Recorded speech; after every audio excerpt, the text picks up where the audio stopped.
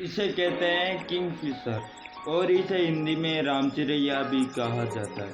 Kingfisher की लगभग 90 प्रजातियां ज्ञात है।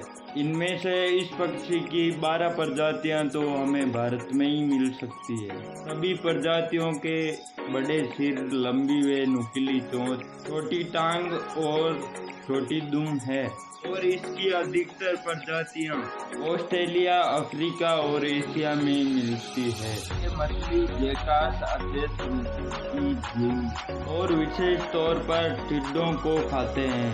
पशु पक्षी के बारे में और जानकारी के लिए सब्सक्राइब करो।